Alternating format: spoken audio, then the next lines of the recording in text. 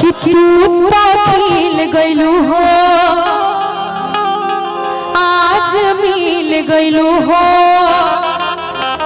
जी जब किसी की प्रेमिका ज्यादा दिन पे मिलती है तो उसको प्रेमी कहते हैं क्या कि तू खिल गइलू हो आज मिल गइलू हो।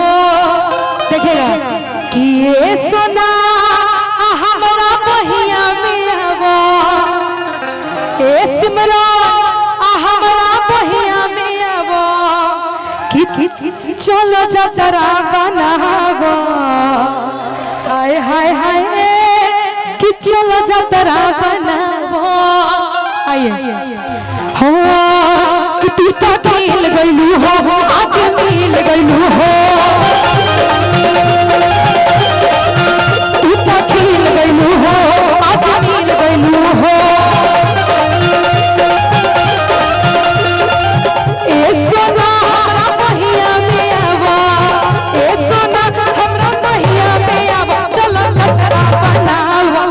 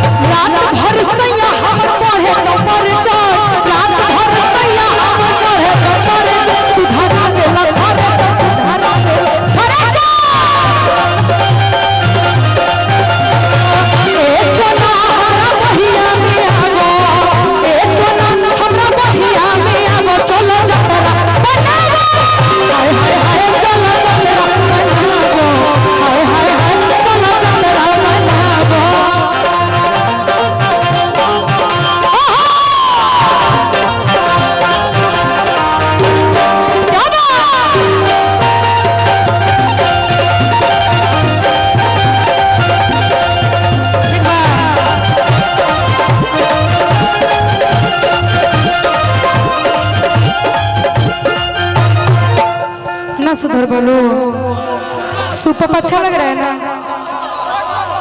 संख्या कम है लेकिन इस संख्या में बहुत दम है। गई नो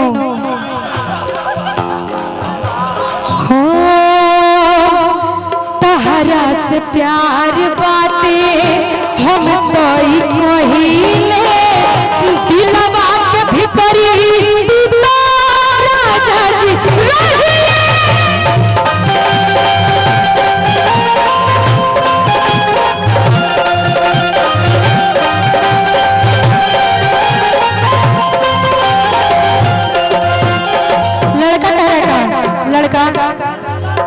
काहे तू भाव बोलो खालू करे जा दिल हमर लिए गइलू जनमो तू ले जा।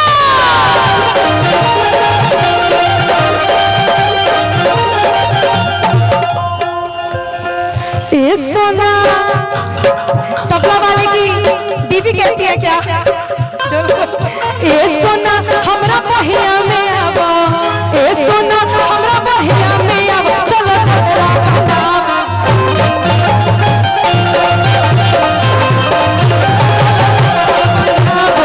हाय हाय हाय चलो जतरा बनावा।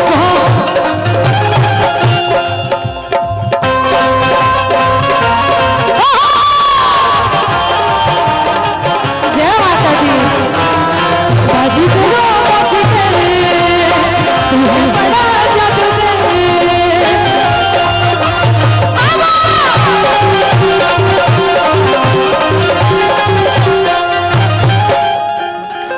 कहो तेरी सुपर से ऊपर तेरी माइक में बोला था सुपर से ऊपर। बाप रे बाप इनकर आवाज सुन के गांव में जितना सियार हुआ था ना मुंह बांध रहे तो हमरा बिरादरी के कौन चिल्लाता उगे ना हो प्यार तुझसे कोई रहनी अरे हो अपना ज्यादा भैया काहे बदल ले लाया अपन इरादा।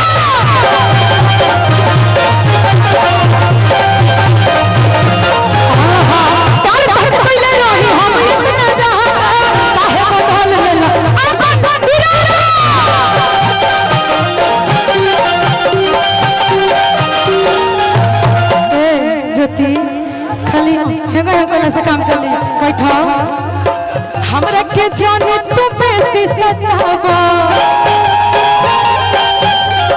हमरा के जाने तू बेसी सतावा हे ज्योति खाली और सौदा जी के जात्रा बनेबू कबो हमरो बनावा तब ना चलो आवा हां दो हां ए ज्योति जनियन ना सतावा ए ज्योति जनियन ना सतावा चलो चलो बनावा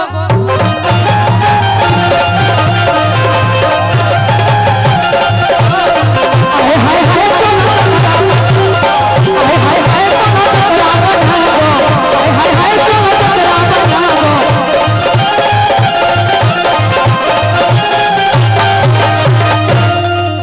कि चलो जतरा बनावो अच्छा लग रहा है।